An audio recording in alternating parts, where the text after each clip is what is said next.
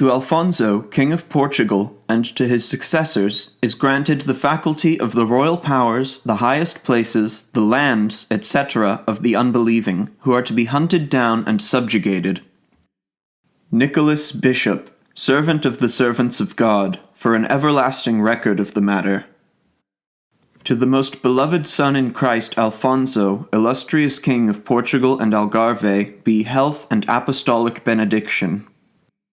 Until otherwise, it is licensed by us, through the unmerited supernal providence bestowed upon the apostolic servitude of office, mind you, which every day we are bound to promote, as well as compelled by diligent encouragement to turn over in the mind that concern which we chiefly bear in our breast, that the raving of the enemies of Christ's name, always hostile to the faith and fit to be subjugated by the Christian religion, be repressed by those faithful to Christ in orthodoxy. Accordingly, we painstakingly devote our unchecked zeal to each of the things this opportunity calls for, not to mention everyone faithful to Christ, especially those illustrious sons of kings most favored by Christ, those professed to the faith of Christ, who, for the glory of the eternal King, defend the very same faith, and even strive to seize its enemies ably by the arm. We being possessed by a mood to pursue the paternal, and likewise working together with everyone given to such a health-inducing work, namely the defense and increase of religion, we realize, not unmerited by us, we ought to proceed with precaution, as we freely invite each one faithful to Christ in their own turn to persecute in aid of the faith.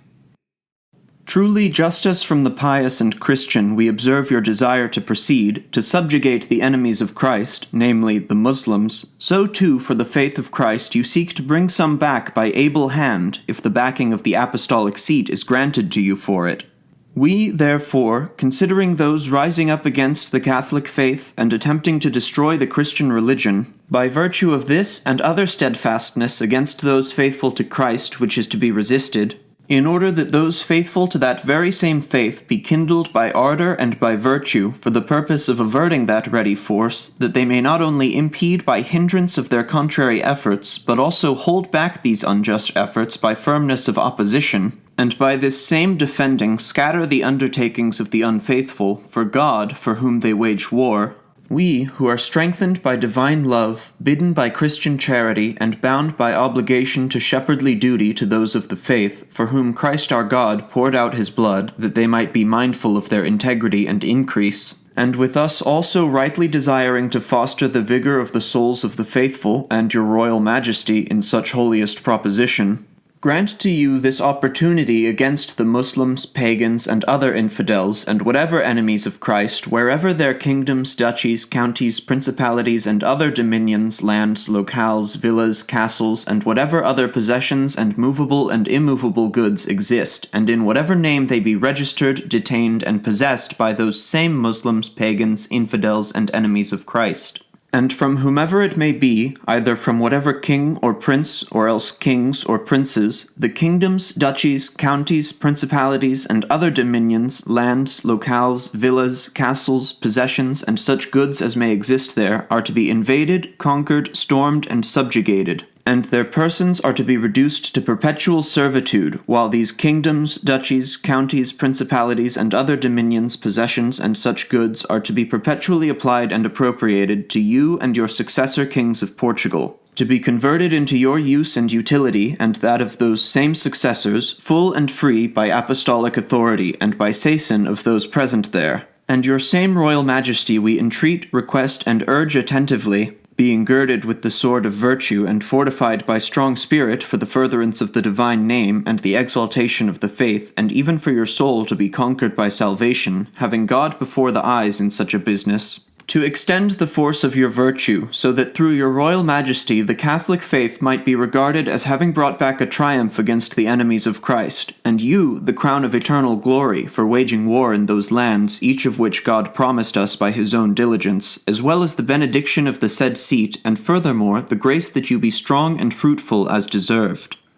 Indeed, we, so that you, as well as the esteemed sons of noblemen, dukes, princes, barons, soldiers, and any faithful to Christ accompanying or representing your royal serenity in this fight for the faith, contributing out of their own goodness that you might undertake this work with more spirited and fervent zeal, and also those who would undertake or contribute out of their own goodness or else attend it as preferred, in order that from this you and those you would trust and those they would trust might be able to seek the salvation of their souls out of the mercy of omnipotent God and the blessed Peter and Paul, his apostles, confident in our authority, are inclined by your devotion to the same authority that it be well to grant to you and also to each and every individual of either sex faithful to Christ accompanying your majesty in this business of faith, and also to those who might not wish to attend you personally but would lend a hand in support according to their own faculties and the urgency of devotion, or would contribute rationally out of their goodness, having been brought together by God, whom you, as a suitable confessor, would lead to this, or who would lead as elected, the absolute forgiveness of each and every sinner, criminal, delinquent, and deviant from among you who would be penitent of heart and confessed by mouth.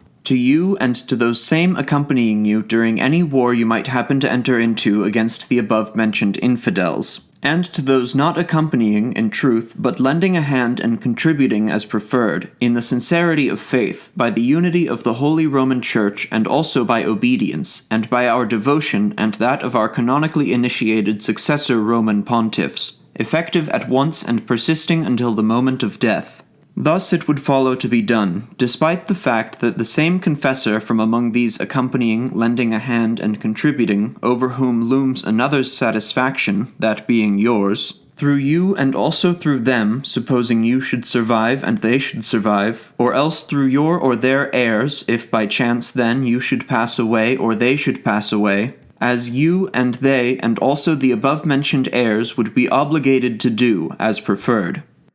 And nonetheless, if, for you or anyone from among those above-mentioned accompanying you to be advanced, stood, and returned against the Muslims and other such infidels, it should come to pass to depart from this lifetime, we restore you and those same accompanying you and remaining by commands in sincerity and unity to pure innocence like that which you and they have attained by undergoing baptism, through to the present. We wish, moreover, that from each and every individual who is faithful to Christ not accompanying you, who would all the same contribute in your aid for such a business of faith to be perpetrated, contributions might be raised and simultaneously reposited through the prelates of every single place in which such contributions will have been set up for the time being, to be sent to you through secure messengers or books of exchange without any diminution whatsoever, provided that you reserve it for reasonable expenses and salaries in this laboring, and that they be transmitted under authentic calculation. Anyone, whether the prelates themselves or whoever else, that might subtract, appropriate, or seize for their own use, or that might fraudulently and cunningly permit or consent to be subtracted, appropriated, or seized, anything beyond such expenses and salaries from the totals in such aid to be sent, would incur upon themselves the sentence of excommunication, from which they cannot be absolved except through the arrangement of the Roman pontiffs or in the moment of death.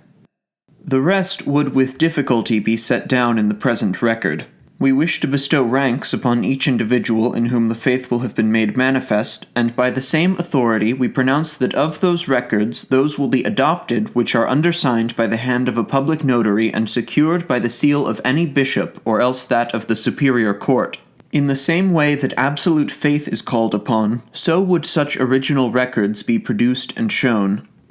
No one at all, therefore, may be allowed to infringe this document of our concession, restitution, and will, or go against it by reckless hazard. If, moreover, anyone tries to defile this, he will have incurred on himself the indignation of omnipotent God, and also of the blessed apostles Peter and Paul, given at Rome before Holy Peter in the 1452nd year of the Incarnation of the Lord, on the 14th kalends of July, in the 6th year of our pontificate, 18th of June of 1452.